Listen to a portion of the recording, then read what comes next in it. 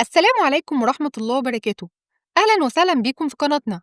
النهاردة هنتعلم مع بعض أداة مهمة جدا في الإكسل هتوفر عليك وقت ومجهود في شغلك.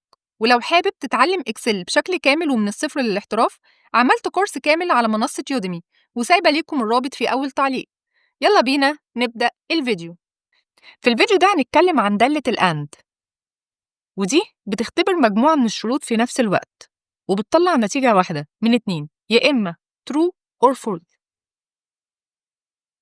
بتطلع لي true في حالة إن كل الشروط اللي أنا دخلتها صح، وفولس طبعا لو في شرط واحد بس كان غلط. فمثلا لو أنا عندي مجموعة من الطلاب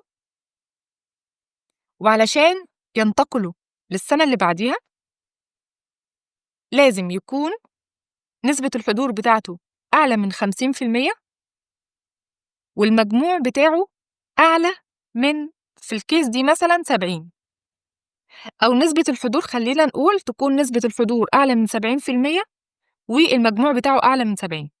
فبنقوم كاتبين كده بيساوي، بكتب ANG واضغط بتاب، وهنختار بقى هدخل ايه هو اول لوجيكال معايا. انا عاوز المجموع بتاعه اخترناه يكون اكبر من او يساوي 70، كوما، عشان ادخل الشرط التاني. على فكرة ممكن ندخل شروط كتيرة جدا مش شرط اتنين بس. التاني عندنا ان نسبة الحضور تكون اكبر من او تساوي 70%.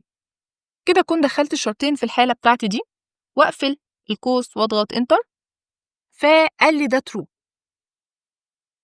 لو عملنا دراج كده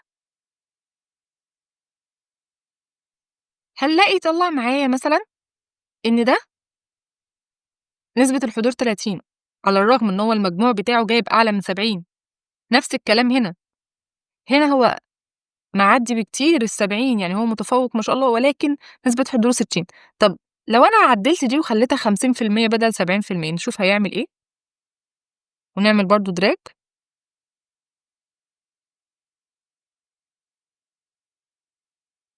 عدل لي 60 خلاها true. طبعا دالة أند في الغالب أنا ما بستخدمهاش لوحدها، معظم الأحيان بستخدمها مع دالة if. ببساطة شديدة لو رحنا هنا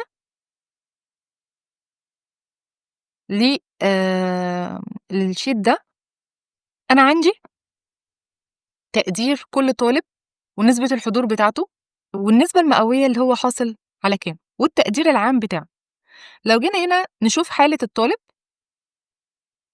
لو قلنا هيساوي وكتبنا if، اخترنا if، وبعد كده أنا عاوز أكتب and قبل ما أدخل أي حاجة خاصة بينا، وعملنا تاب على and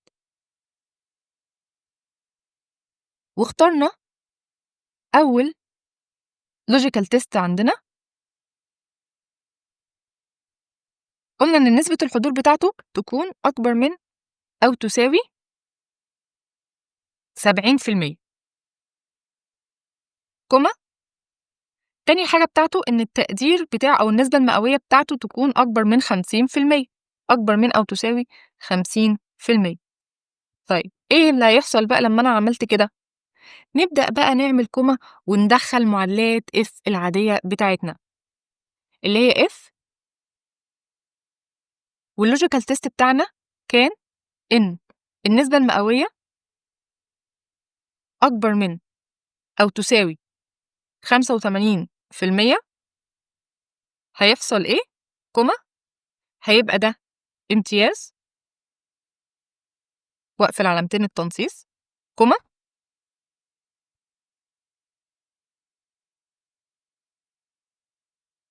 خلينا ناخد دي كوبي على بعضها كده، كنترول سي كنترول في، دي هتبقى 75، وبدل ما هي امتياز هتبقى جيد جدا.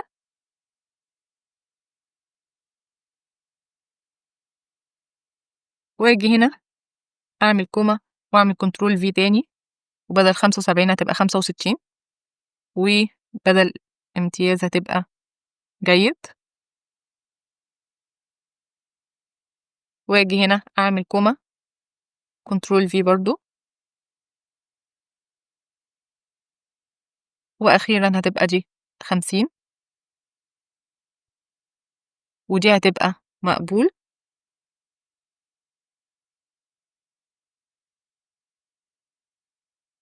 اقفل الأولانية اللي أنا مدخّلة هنا دي، اللي هي بتاعة أول واحدة، لو عملنا كوما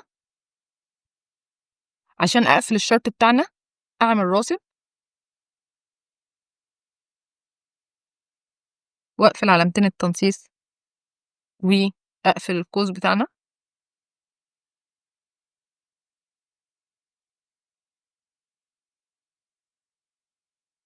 كوما ده هنعمل الشرط بتاع and. خلّينا نكتب إعادة مثلًا، أي كلمة بحيث إن هو يبقى مميز.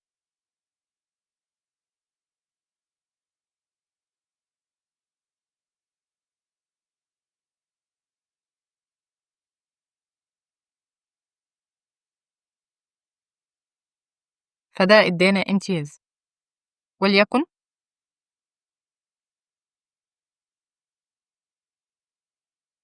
خلّينا نشوف هنا، على الرغم إن هو جايب جيد جدًا، ولكن نسبة الحضور بتاعته ما عدّتش ال70%، فإذًا ده هيعمل إعادة. بكده نكون خلّصنا شرح الفيديو بتاعنا، أتمنى تكونوا استفدتوا وإن شاء الله أشوفكم الفيديو اللي جاي. ولو حابب تتعلم إكسل بشكل كامل ومن الصفر للاحتراف، هتلاقي الكورس كامل على منصة يودمي وسايبة ليكم الرابط في أول تعليق. شكرًا ليكم.